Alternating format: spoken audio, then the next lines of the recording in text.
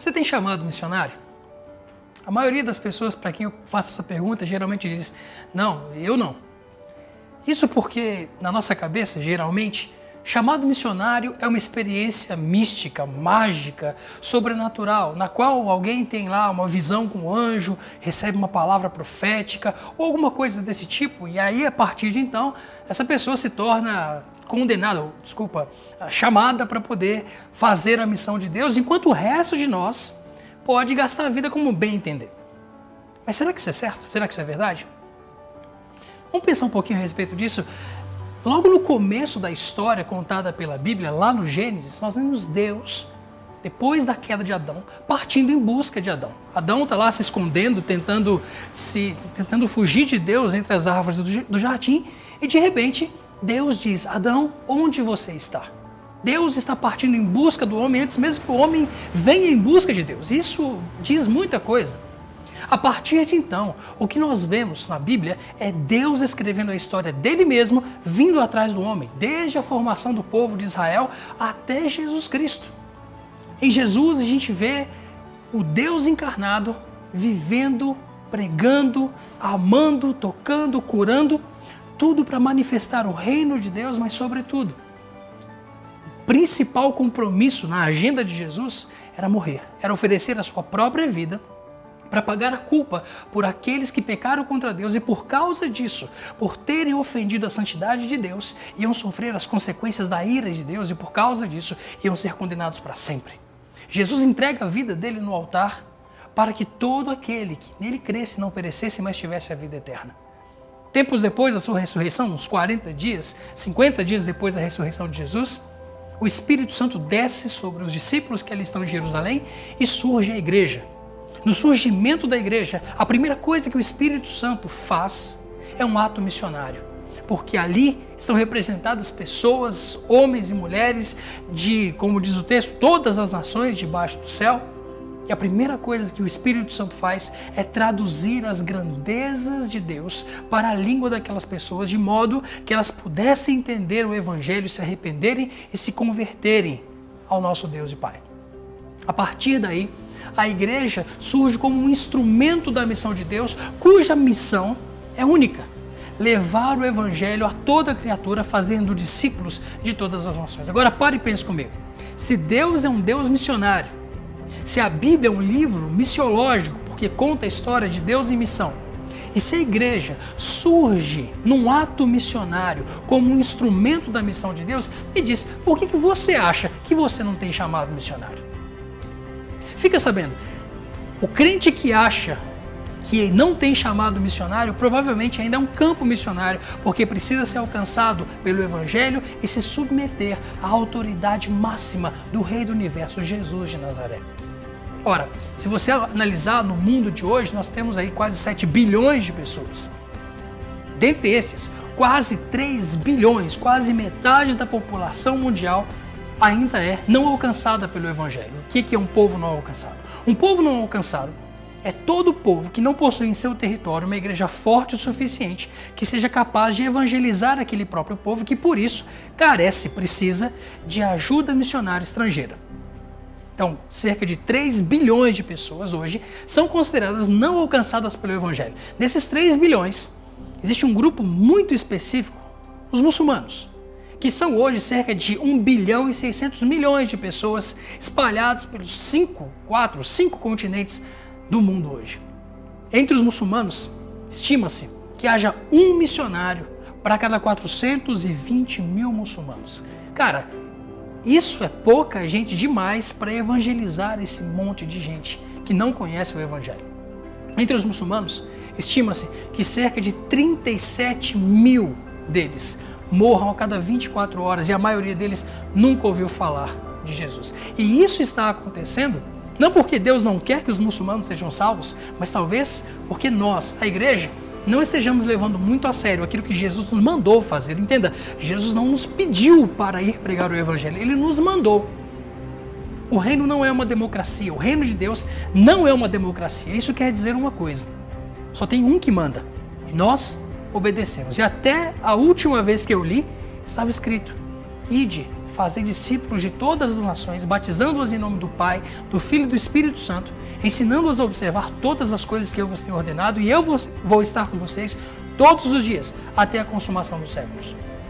Isso é para você e é para mim também. Agora, como é que você está pensando em gastar os próximos anos da sua vida? Sim, eu sei, você é jovem, mas fica sabendo, nunca é cedo demais para se envolver na missão de Deus, para consagrar os seus próximos dias e anos para que o Evangelho seja conhecido em todas as nações. No que você está pensando em gastar a sua vida? Quais têm sido os seus planos? Como é que você define o seu curso de faculdade, sua profissão? Onde é que você vai morar? Que carro você vai dirigir?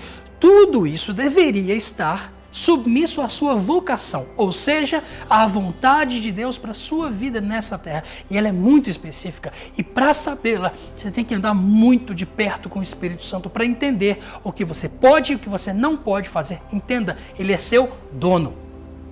Já viu? A gente diz que Jesus nos comprou para ele, que ele pagou o preço por nós. Poxa, se você e eu somos comprados, por que a gente ainda acha que a gente tem vida para decidir o que a gente vai fazer dela? Sua vida pertence a Deus, não mais a você. E aliás, a única maneira de você viver efetivamente, tirar o melhor desse tempo que você tem aqui na Terra, é se submetendo à vocação de Deus e permitir que essa vocação determine os rumos que a sua vida vai tomar. 1 bilhão e 600 milhões de muçulmanos esperam pelo Evangelho. E claro, existem riscos nesse negócio. Sim, estou dizendo, é uma missão arriscada. E sim, você pode morrer no processo. Mas eu acho que isso não deveria colocar medo em ninguém. Afinal de contas, nós não já estamos mortos para o mundo e vivos para Deus, e por causa disso não vamos viver para sempre? Por que temer a morte? Jesus está engajado, profundamente engajado em alcançar os muçulmanos para Ele mesmo.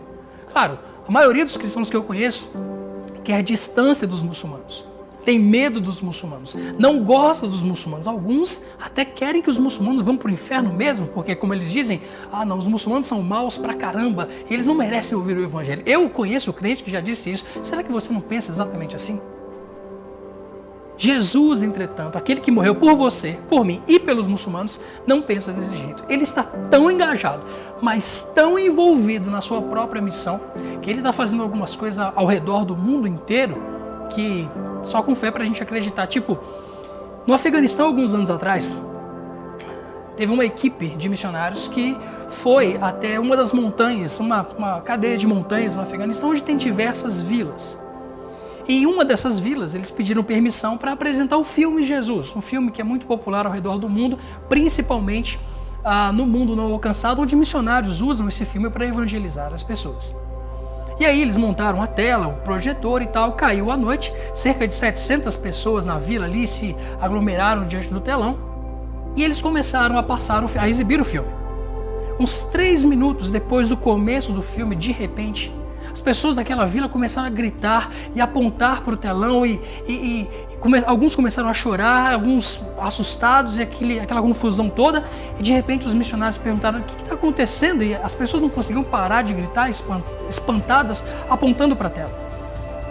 Finalmente, os missionários pararam a exibição do filme e as pessoas se acalmaram um pouco e perguntaram para elas: escuta, o que está acontecendo? Por que estão gritando? A gente ofendeu vocês de alguma maneira? O que aconteceu? E um dos anciãos daquela vila se levantou e disse: não, nós não estamos ofendidos, nós estamos espantados. Porque o homem, esse Jesus que está aí, aparecendo na tela, esteve andando aqui na nossa vila há 3 dias atrás. Sim, o próprio Jesus está engajado na sua missão de alcançar os muçulmanos para Ele mesmo, para que eles tenham uma chance de não perecer, mas ter a vida eterna por meio da fé no sacrifício do Cordeiro de Deus. Agora me diga, se o próprio Jesus está engajado, se para o próprio Jesus os muçulmanos valem a pena, por que não valeriam para você? Por que você não deve se engajar? No que você vai gastar a sua vida? Não, a missão de Deus não vai custar caro. A missão de Deus vai custar absolutamente tudo.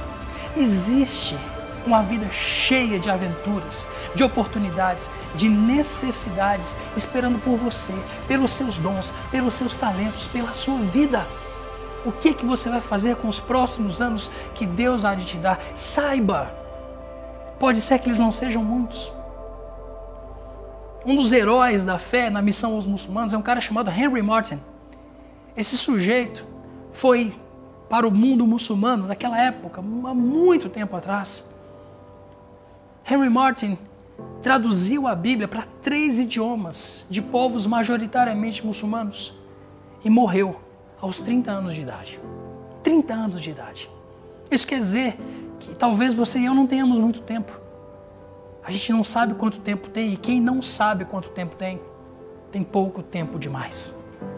Se você e eu pensamos que nós temos tempo para cuidar da nossa vida e depois doar algum tempo para Deus e na sua missão, saiba, os perdidos não têm tempo para a nossa perda de tempo.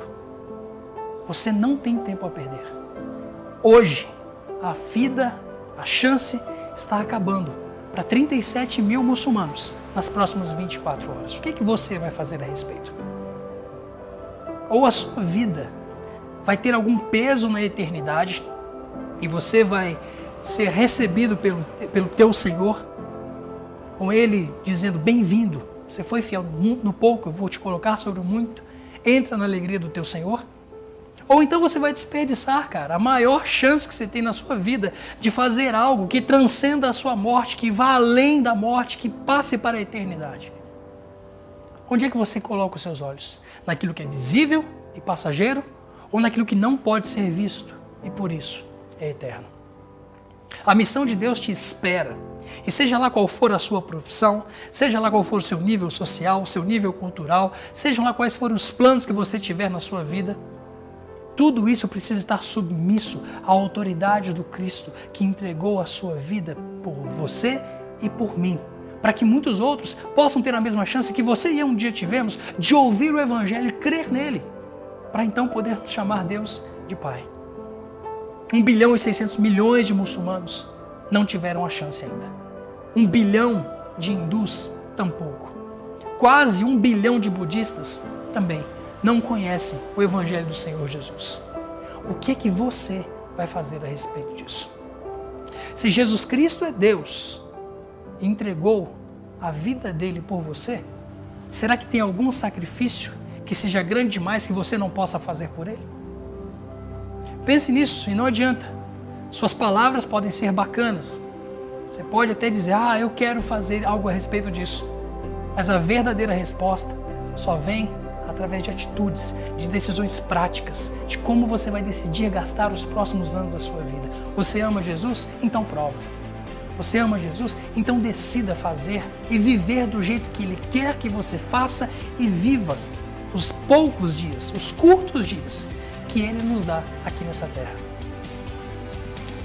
Viva em função de recompensas eternas, não dessas coisas tão banais e passageiras que a gente chama de bênçãos de Deus, mas que não tem o peso, não tem qualquer peso na eternidade. Minha esperança é que você perca a sua vida pelo reino e pelo Evangelho, por amor a Cristo, para que, enfim, como Jesus disse, possa ganhá-la. Aquele que tentar salvar a sua vida, esse perdê-la-á. Mas quem perder a sua vida por amor de Cristo e do Evangelho, esse achá-la-á. Perca a sua vida e, de repente, você não sabe para onde ir. Você não sabe para onde ir? Vai para onde ninguém foi, para que você possa pregar o Evangelho àqueles que não conhecem, de maneira que você não edifique sobre fundamento alheio. Perca a sua vida. E a gente se vê por aí.